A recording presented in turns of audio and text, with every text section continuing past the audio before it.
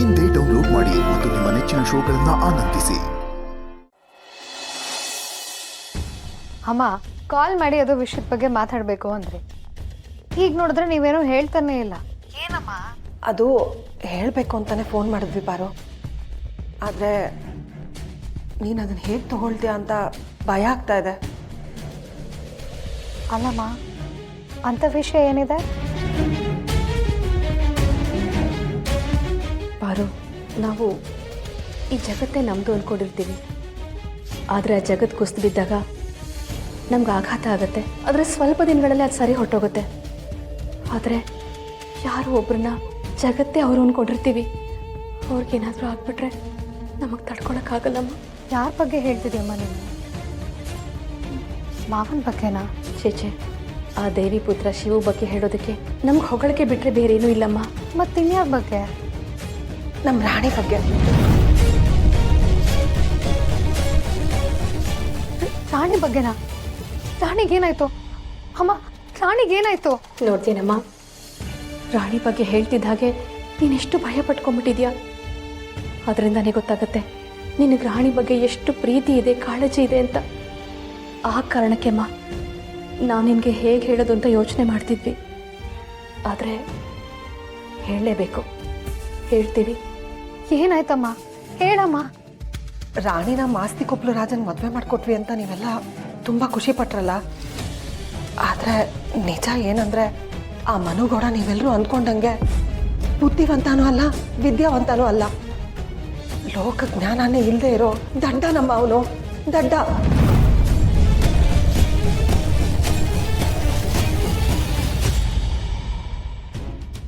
ಚಿಕ್ಕಮ್ಮ, ಏನು ಹೇಳ್ತಿದ್ದೀರಾ ನೀವು? ನಿಮಗೆ ಯಾರೋ ಸುಳ್ಳು ಹೇಳಿದ್ದಾರೆ ಅನ್ಸುತ್ತೆ ಚಿಕ್ಕಮ್ಮ. ನೀವು ಅನ್ಕೊಂಡಿರೋ ಥರ ಎಲ್ಲ ಏನೂ ಇಲ್ಲ. ನಾವು ಅದೇನಮ್ಮ ಹೇಳ್ತಿರೋದು. ನಾವು ಆ ಮನುನ ರಾಜ ಅನ್ಕೊಂಡಿದ್ವಿ. ಆದರೆ ಆ ಮನೆಯಲ್ಲಿ ಆಳ್ತಾರ ಬದುಕ್ತಾ ಇರೋರಮ್ಮ ಅವರು. ಅಯ್ಯೋ ದೇವ್ರೆ, ಇವ್ರಿಗೆ ನಿಜ ಗೊತ್ತಾಗೋಯ್ತಲ್ಲ, ನಾನೇನು ಮಾಡಲಿ? ಅಮ್ಮ, ನಿಮಗೆ ಹೆಂಗೆ ಗೊತ್ತಾಯ್ತು ಈ ವಿಷಯ? ನನಗೆ ನಿಜವಾಗ್ಲೂ ನಂಬಕ್ಕೆ ಆಗ್ತಿಲ್ಲ.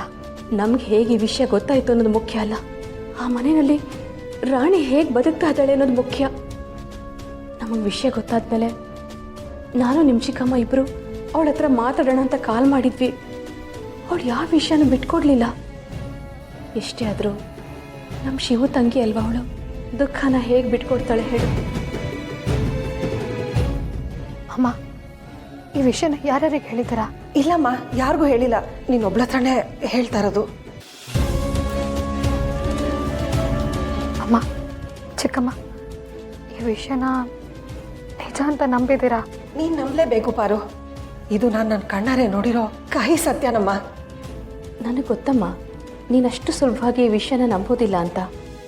ಆದರೆ ಸತ್ಯದ ಹಿಂದೆ ಇರೋ ಒಂದು ಸತ್ಯ ಏನು ಗೊತ್ತಾ? ನಾವು ನಂಬದೇ ಹೋದರೂ ಸತ್ಯ ಸತ್ಯನೇ. ಹೇಗೆ ನಿಮ್ಮಪ್ಪ ಆ ಮನುನ ದೊಡ್ಡ ವಿದ್ಯಾವಂತ ಅಂತ ನಮಗೆಲ್ಲ ಸುಳ್ಳು ಹೇಳಿ ನಂಬಿಸಿದ್ರು, ಹಾಗೆ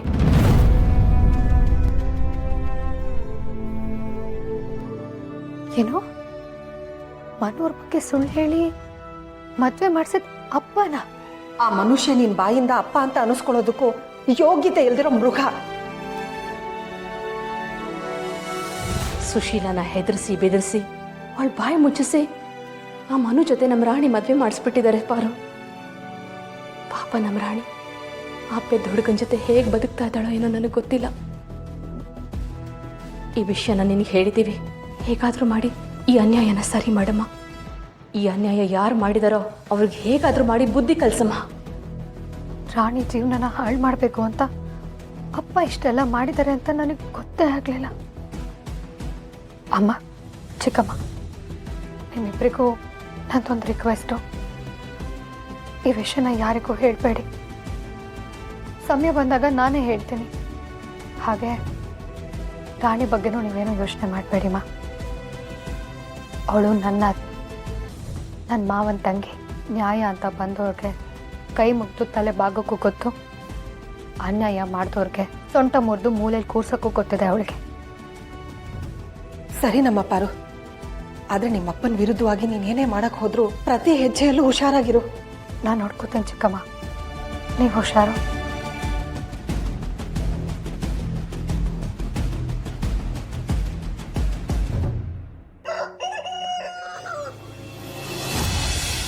ನೋಡ್ಕೊಂಡು ಆಟ ಆಡ್ಬೇಕಲ್ವಾ ನೀನು?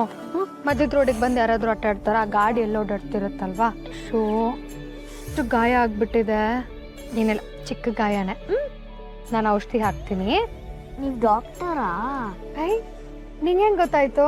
ನೀವು ಔಷಧಿ ಹಾಕ್ತೀನಿ ಅಂದ್ರಲ್ವಾ, ಅದಕ್ಕೆ ಗೊತ್ತಾಯ್ತು. ಅಪ್ಪ, ವೆರಿ ಗುಡ್, ಜಾಣ ಇದೆಯಾ ನೀನು. ಈಗ ಮೊದಲು ಈ ಔಷಧಿಯಿಂದ ಕ್ಲೀನ್ ಮಾಡ್ತೀನಿ. ಸ್ವಲ್ಪ ಉರಿ ಆಗುತ್ತೆ, ನೀನು ಕಣ್ಣು ಮುಚ್ಕೊಂಬಿಡು, ಆ ಉರಿನೇ ಗೊತ್ತಾಗಲ್ಲ. ನಿಂಗೆ ಯಾರು ಸೂಪರ್ ಹೀರೋನಲ್ಲಿ ಇಷ್ಟ ನಿಂಗೆ? ಹಲ್ಕ್ ಇಷ್ಟನಾ? ಹಾಗಾದ್ರೆ ಕಣ್ಣು ಮುಚ್ಕೊಂಡು ನೀನು ಹಲ್ಕ್ ಅನ್ಕೊಂಬಿಡು ನಿನ್ನ, ಆಗ ನಿಂಗೆ ನೋವೇ ಗೊತ್ತಾಗಲ್ಲ. ಸ್ಟ್ರಾಂಗ್ ಬಾಯ್ ಅಲ್ವಾ ನೀನು? I am a strong boy. Very good. ನೋಡು ನೋಡು, ಆಗೇ ಹೋಯ್ತು, ಆಗೋಯ್ತು, ಕ್ಲೀನ್ ಆಗೋಯ್ತು. ನೋಡು, ನಿಂಗೆ ಉರಿ ಆಯ್ತಾ? ಇಲ್ಲ ಅಲ್ಲ? ಇಲ್ಲ. ಈಗ ನಾನು ಇದಕ್ಕೆ ಬ್ಯಾಂಡೇಡ್ ಹಾಕ್ತೀನಿ. ಬ್ಯಾಂಡೇಡ್ ಹಾಕಿದ್ರೆ ಮುಗ್ದೋಯ್ತು. ಆಮೇಲೆ ನಿನಗೆ ಉರಿನೂ ಆಗಲ್ಲ, ಪೇನ್ ಆಗಲ್ಲ. ಇಲ್ಲಿ ಕೈ ತೋರ್ಸು, ಬೇಗ ಹೀಲಾಗ್ಬಿಡತ್ತೆ. ಏನಾಗಲ್ಲ ಏನಾಗಲ್ಲ ಏನಾಗಲ್ಲ, ಅಷ್ಟೇ ಆಗೋಯ್ತು.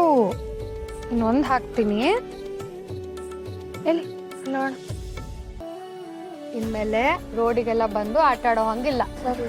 ಮನೆ ಹತ್ರ ಇಲ್ಲಾಂದ್ರೆ ಸೈಟಲ್ಲಿ ಫುಟ್ಪಾತಲ್ಲಿ ಆಟ ಆಡ್ಕೋಬೇಕು. ಆಗೋಯ್ತು ಅಷ್ಟೇ. ಜಾಣ ಇದೆ ನೀನು, ಎಷ್ಟು ಚೆನ್ನಾಗಿ ಮಾತಾಡ್ತೀಯ. ಎಲ್ಲಿ ನಿನ್ನ ಪೇರೆಂಟ್ಸು? ಟೆಂಪಲಲ್ಲಿ ಇರ್ತಾರೆ. ನಾನು ಆಟ ಆಡ್ಕೊಂತ ರೋಡಿಗೆ ಬಂದೆ. ಹೌದಾ, ಸರಿ ಬಾ. ಟೆಂಪಲ್ ಅಂದರೆ ನಾನೇ ನಿನ್ನ ಅವ್ರ ಹತ್ರ ಬಿಟ್ಟು ಬರ್ತೀನಿ, ಬಾ. ಅಯ್ಯೋ, ಏನು ಮಾಡ್ಕೊಂಡ್ಯೋ? ಏನಾಗಿಲ್ಲ, ಚಿಕ್ಕದಾಗಿ ಪೆಟ್ಟಾಗಿದೆ ಅಷ್ಟೇ. ನಾನೇ ಫಸ್ಟ್ ಏಡ್ ಮಾಡಿದ್ದೀನಿ. ತುಂಬ ಥ್ಯಾಂಕ್ಸ್ ಟ್ರೀಟ್ಮೆಂಟ್ ಮಾಡಿದ್ದಕ್ಕೆ. ನಾನು ಒಳಗಡೆ ಇದ್ದೆ, ಇವನಷ್ಟರಲ್ಲಿ ಓಡ್ ಬಂದ್ಬಿಟ್ಟಿದ್ದಾನೆ. ಇವನ್ನ ಹಿಡಿಯೋಕ್ಕೆ ಆಗಲ್ಲ, ತುಂಬ ತರಲೆ ಇವನು. ಮಕ್ಳು ಅಂದಮೇಲೆ ಹಾಗೆ ಇರಬೇಕು ಬಿಡಿ.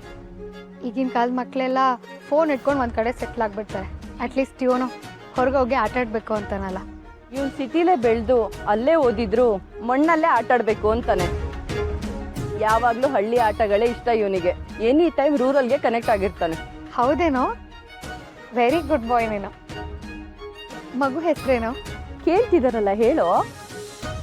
ಶಿವು, ಎಂ ಶಿವು. ಮಾರಿಗುಡಿ ಶಿವು.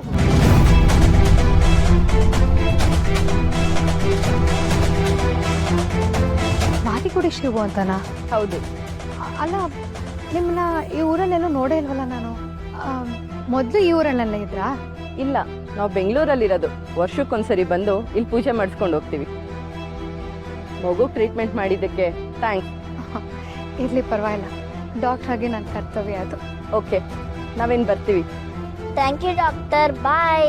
ಒಂದು ನಿಮಿಷ, ಮಗು ಪರಿಚಯನೂ ಆಯಿತು, ನಿಮ್ಮ ಪರಿಚಯನೇ ಆಗಲಿಲ್ಲ. ಅನ್ನಂಗೆ ನಾನು ಡಾಕ್ಟರ್ ಪಾರ್ವತಿ. ನಾನು ಕ್ಯಾಥರಿನ್ ಡಿಸೋಜ. ಇವನು ನನ್ನ ಮಗ.